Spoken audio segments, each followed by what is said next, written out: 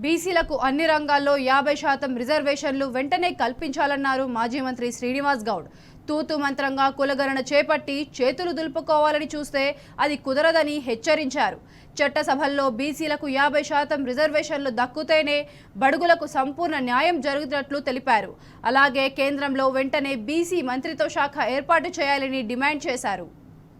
కేంద్ర నిర్ణయాన్ని స్వాగతిస్తూ వారికి మనస్ఫూర్తిగా కృతజ్ఞతలు మా పార్టీ తరఫున మేము కృతజ్ఞతలు తెలియజేస్తూ ఉన్నాం.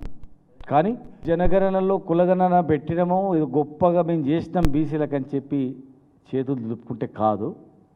11 సంవత్సరాల తర్వాత ఇప్పుడు దేశవ్యాప్తంగా ఇక్కడ బీఆర్ఎస్ పార్టీ ఆధ్వర్యం మేమందరం కూడా తమిళనాడు పోయి అక్కడ స్టడీ చేసి తమిళనాడు నుంచి అనేక అంశాలు దేశవ్యాప్తంగా ఈ మోడల్ ఉండాలని చెప్పి మాట్లాడడం, ఇక్కడ బీసీ సంఘాలు కూడా అడగడం, తప్పని పరిస్థితుల్లో చేయాలని చెప్పి అలా చేయడం, ఏది ఏమైనా దీన్ని వెంటనే చేయాలని చెప్పి మేము డిమాండ్ చేస్తూ ఉన్నాం. చట్టసభలో రిజర్వేషన్ కూడా జనాభా ప్రాతిపదిక మీద చట్టసభలు కూడా ఇమ్మీడియట్గా రిజర్వేషన్ కలిగించాలి.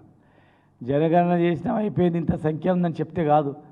మాకు కావాల్సింది గౌరవం దక్కాల్సింది చట్టసభలలో రిజర్వేషన్ వచ్చినప్పుడే, హక్కు వచ్చినప్పుడు మాత్రమే గౌరవం దక్కుతుంది.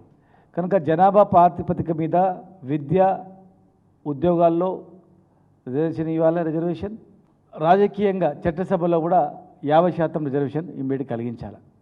50% ఎప్పుడైతే విద్య ఉద్యోగము చట్టసభలో రిజర్వేషన్ కల్పిస్తారో, ఇమ్మీడియట్గా కలిగిస్తామని చెప్పి మీరు తీర్మానం చేస్తారో, అప్పుడు సంపూర్ణంగా ఈ ప్రజలు మిమ్మల్ని నమ్ముతారు. ఖచ్చితంగా మరి ఎవరు చేయని నిర్ణయాన్ని మీరు చేసినందుకు ఈ బడుగు బలహీన వర్గాల వాళ్ళు కూడా మీ వెంట ఉండడానికి అవకాశం ఉంటుంది. కేవలం కులగణన చేసి మాత్రమే అయిపోయిందంటే కాదు.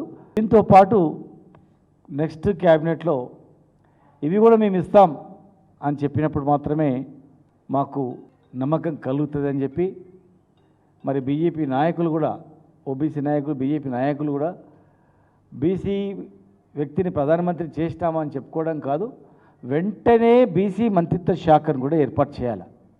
ఒక అడుగు మరి ముందు వేసారు, ఒక బీసీలకి చేస్తామని. ఒక కులగణనలో ₹1 ఖర్చు కానీ పెట్టడం కాదు, బడ్జెట్ అలొకేషన్ కూడా జనాభా ప్రాతిపదిక మీద బడ్జెట్ అలొకేషన్ చేయాలి, మంత్రిత్వ శాఖను ఏర్పాటు చేయాలి. నెక్స్ట్ ఫ్యూచర్లో మేము చట్టసభల్లో కూడా జనాభా ప్రాతిపదిక మీద కలిగిస్తాం. 50%, కనీసం 50% చట్టసభలో రిజర్వేషన్ కలిగిస్తాం. స్థానిక సంస్థల్లో కూడా మేము రిజర్వేషన్ కల్పిస్తాం. విద్యా ఉద్యోగాలు కూడా మీకు రిజర్వేషన్ కలిగిస్తాం అని చెప్పి ఈ 5 అంశాల మీద వెంటనే ప్రజలకు తెలియజేయాలని చెప్పని మేము డిమాండ్ చేస్తూ ఉన్నాం.